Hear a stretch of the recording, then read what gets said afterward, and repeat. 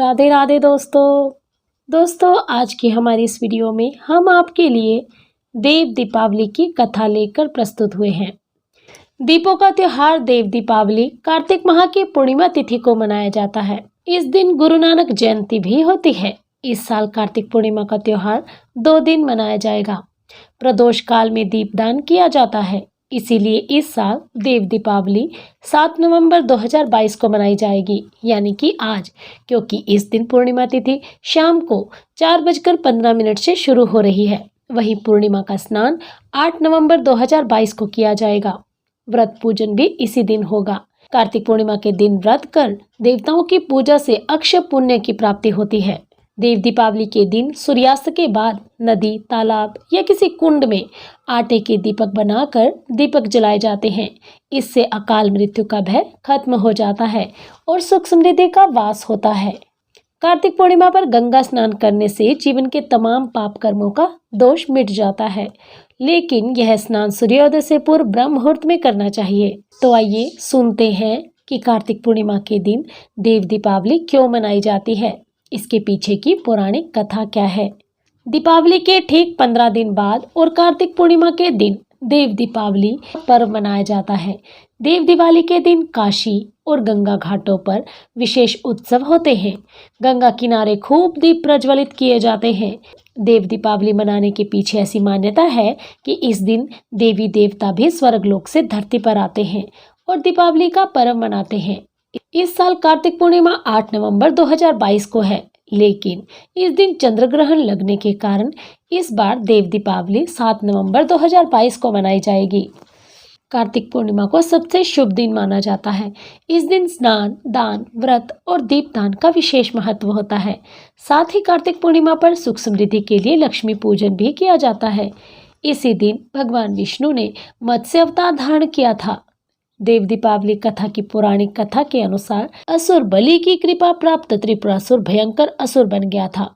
महाभारत के कर्ण पर्व में त्रिपुरासुर के वध की कथा बड़े विस्तार से मिलती है। भगवान कार्तिकेय द्वारा तारकासुर का वध करने के बाद उसके तीनों पुत्रों ने देवताओं से बदला लेने का प्रण कर लिया। तीनों पुत्र तपस्या के लिए जंगल में चले गए और हजारों वर्ष तक अत्यंत दुष्कर तप करके ब्रह्मा जी को प्रसन्न किया। तीनों ने ब्रह्मा जी से अमरता का वरदान मांगा। ब्रह्मा जी ने उन्हें मना कर दिया और कहने लगे कि कोई ऐसी शर्त मत रखो जो अत्यंत कठिन हो। उस शर्त के पूरा होने पर ही तुम्हारी मृत्यु हो। तीनों ने खूब विचार किया, ब्रह्मा जी से वरदान मांगा, हे प्रभु, आप हमारे लिए 3 पुरियों का निर्माण कर दें। और वे तीनों पुरियां जब अभिजीत नक्षत्र में एक पंक्ति में खड़ी हों और कोई क्रोधजित अत्यंत शांत अवस्था में असंभव रथ और असंभव बाण का सहारा लेकर हमें मारना चाहे, तभी हमारी मृत्यु हो। ब्रह्मा जी ने कहा, तथास्तु। शर्त के अनुसार उन्हें 3 पुरियां प्रदान कर दी, अर्थात 3 नगर प्रदान कर दिए। तारकाक्ष के लिए स्वर्गपुरी, कमलाक्ष के लिए रजतपुरी और विद्युतमाली के लिए लोहपुरी का निर्माण विश्वकर्मा ने कर दिया। इन तीनों असुरों को ही त्रिपुरासुर कहा जाता था। इन तीनों भाइयों ने इन पुरियों में रहते हुए 7 लोकों को आतंकित कर दिया। वे जहां भी जाते समस्त सत्पुरुषों को सताते रहते, यहाँ तक कि उन्होंने देवताओं को भी उनके लोकों से बाहर निकाल दिया। सभी देवताओं ने मिलकर के अपना सारा बल लगाया, लेकिन त्रिपुरासुर का प्रतिकार नहीं कर सके। अंत में सभी देवताओं को तीनों से छिप छिप कर रहना पड़ा। अंत में सभी को शिव की शरण में जाना पड़ा। भगवान शंकर ने कहा, सब मिल करके प्रयास क्यों नहीं करते? देवताओं ने कहा, हम सब करके देख चुके हैं प्रभु। तब भगवान शिव ने कहा, मैं अपना आधा बल तुम्हें देता हूँ और फिर तुम प्रयास करके देखो। लेकिन संपूर्ण देवता सदाशिव के आधे बल को संभालने में असमर्थ रहे। तब शिव ने स्वयं त्रिपुरासुर का संहार करने का संकल्प लिया। सभी देवताओं ने शिव को अपना अपना आधा बल समर्पित कर दिया। अब उनके लिए रथ और धनुष बाण की तैयारी होने लगी, जिससे रणस्थल पर पहुंचकर तीनों असुरों का संहार किया जा सके। इस असंभव रथ का पुराणों में विस्तार से वर्णन मिलता है। पृथ्वी को भगवान ने रथ बनाया, सूर्य और चंद्रमा पहिए बन गए, शिष्टा सारथी बने, विष्णु बाण, मेरु पर्वत धनुष और वासुकी बने उस धनुष की डोर। इस प्रकार असंभव रथ तैयार हुआ और संहार की सारी लीला रची गई। जिस समय भगवान उस रथ पर सवार हुए तब सकल देवताओं के द्वारा संभाला हुआ वह रथ भी डगमगाने लगा। तभी विष्णु भगवान वृषभ बनकर उस रथ में जा जुड़े। उन घोड़ों और वृषभ की पीठ पर सवार होकर महादेव ने उस असुर नगर को देखा और पशुपत अस्त्र का संधान कर तीनों पुरों को एकत्र होने का संकल्प करने लगे। उस अमोघ बाण में विष्णु, वायु, अग्नि और यम तीनों ही समाहित थे। अभिजीत नक्षत्र में उन तीनों पुरियों के एकत्र होते ही भगवान शंकर ने अपने बाण से पुरियों को जलाकर भस्म कर दिया और तब से ही भगवान शंकर त्रिपुरांतक बन गए। त्रिपुरासुर को जलाकर भस्म करने के बाद इसीलिए कार्तिक पूर्णिमा को त्रिपुरी पूर्णिमा और त्रिपुरारी पूर्णिमा के नाम से भी जाना जाता है। बोलिए शिव शंकर भोलेनाथ की जय। कार्तिक पूर्णिमा के दिन ही भगवान विष्णु ने मत्स्य अवतार धारण किया था। तो चलिए सुनते हैं भगवान विष्णु के पहले अवतार मत्स्य अवतार की संपूर्ण जानकारी कि किस प्रकार भगवान विष्णु ने कार्तिक पूर्णिमा पर मत्स्य अवतार धारण किया था। भगवान विष्णु के कुल 10 पूर्ण अवतार हुए हैं, जिनमें से मत्स्य अवतार उनका प्रथम अवतार था। यह अवतार उन्होंने एक कल्प के अंत और एक नए कल्प के निर्माण के समय लिया था, यानी एक युग के अंत होने पर और जब नया युग शुरू होता है तब उन्होंने इस अवतार को धारण किया था। जब पिछले कल्प के कलयुग का अंत होने वाला था और नए कल्प के सतयुग का उदय होने वाला था, उस समय भगवान श्री हरि ने सृष्टि के नव निर्माण के उद्देश्य से मत्स्य अवतार को धारण किया था। आज हम इस अवतार की कथा आपको विस्तार से सुनाएंगे। कल्प के अंत के समय एक महान राजा सत्यव्रत राज किया करते थे, जो भगवान विष्णु के बहुत बड़े भक्त और धर्म के पालक थे। एक दिन वे प्रातःकाल स्नान करने के पश्चात नदी में सूर्यदेव को जल अर्पण कर रहे थे। तभी उनके हाथ में जल लेते समय एक छोटी सी मछली आ गई। जब वे वापस उस मछली को समुद्र में डालने लगे तभी वह मछली राजा से बात करने लगी। उस मछली ने राजा से विनती की कि वह उसे वापस समुद्र में ना छोड़े। यदि वे उसे वापस समुद्र में छोड़ देंगे तो बड़ी मछलियां उसे खा जाएंगी। मछली ने कहा कि उसने सुना है कि राजा सत्यव्रत बहुत उदारवादी हैं, इसीलिए वह उसे अपने पास सुरक्षित रखे। यह सुनकर राजा सत्यव्रत अत्यधिक प्रसन्न हुए और उस मछली से कहा कि उनका राजभवन बहुत बड़ा है, वह छोटी सी मछली वहां आराम से रह सकती है। इसके बाद राजा सत्यव्रत उस मछली को लेकर अपने राजभवन में आ गए तथा सैनिकों से उस मछली को एक सोने के पात्र में रखने का आदेश दिया। जैसे ही उन्होंने उस मछली को उस पात्र में डाला तो वह अपने आकार में बड़ी हो गई, जिससे वह पात्र उसके लिए छोटा पड़ गया। ये देखकर उस मछली ने राजा से बड़े पात्र में रखने की याचना की। राजा सत्यव्रत ने भी बिना देरी किए मछली के लिए बड़ा पात्र मंगवाया और उसे उस पात्र में रखा। कुछ देर बाद वह पात्र भी मछली के लिए छोटा पड़ गया, क्योंकि अब वह पहले से भी ज्यादा विशाल हो चुकी थी। ये देखकर राजा सत्यव्रत आश्चर्यचकित तो हुए, लेकिन उन्होंने उसके लिए एक और बड़ा पात्र मंगवाया तथा उसे उसमें डलवा दिया। कुछ समय के बाद जब वह पात्र भी छोटा पड़ गया तो उससे भी बड़ा पात्र मंगवाया गया। ये देखकर राजा हैरान रह गए और उन्हें अपनी गलती का अनुभव हो गया। राजा ने मछली से कहा कि उन्होंने अहंकारवश उसे तुच्छ प्राणी की संज्ञा दी थी तथा अब उन्हें अनुभव हो चुका है कि यह महल भी उसके लिए छोटा है। इसीलिए राजा ने उस मछली से हाथ जोड़कर क्षमा याचना की और पुनः उसे समुद्र में छोड़ आए।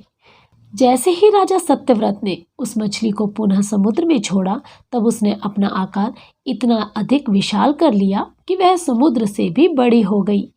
ये देखकर राजा सत्यव्रत को एहसास हो गया कि यह मछली कोई और नहीं बल्कि स्वयं भगवान विष्णु का ही रूप है, क्योंकि ऐसी दिव्य शक्ति केवल उन्हीं में हो सकती है। इसीलिए उन्होंने उसके सामने हाथ जोड़कर अपने असली रूप में आने की प्रार्थना की। राजा सत्यव्रत के निश्चल मन और सत्य वचन को सुनकर भगवान विष्णु ने मत्स्य अवतार में उन्हें दर्शन दिए, जिसका ऊपरी भाग श्री हरि और निचला भाग मत्स्य का था, अर्थात मछली का था।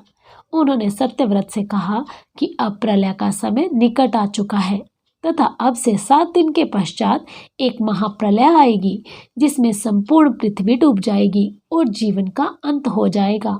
उन्होंने राजा सत्यव्रत से कहा कि उस समय श्रीहरि की कृपा से एक विशाल नौका उसके पास आएगी। उन्हें उस नौका में सप्तऋषि, सभी प्रकार के प्राणियों के सूक्ष्म रूप और सभी वनस्पतियों, पेड़ पौधों और अन्य वस्तुओं के बीज संग्रहित करके रखने होंगे। इसके पश्चात श्रीहरि पुनः मत्स्य रूप में उनके पास आएंगे जिसके सिर पर एक विशाल सींग होगा। सत्यव्रत को वासुकी नाग की सहायता से उस नौका को उस मत्स्य के सींग से बांध देना है। इसके पश्चात वह मत्स्य उस प्रलय से नौका को पार लगाएगी। वह उसमें उपस्थित सभी की रक्षा करेगी। इसके 7 दिन के पश्चात सृष्टि में महाप्रलय आ गई। राजा सत्यव्रत भगवान विष्णु के कहे अनुसार सप्तऋषियों समेत अन्य सभी वस्तुओं को अपने साथ लेकर एक ऊंचे पहाड़ की चोटी पर चढ़ गए।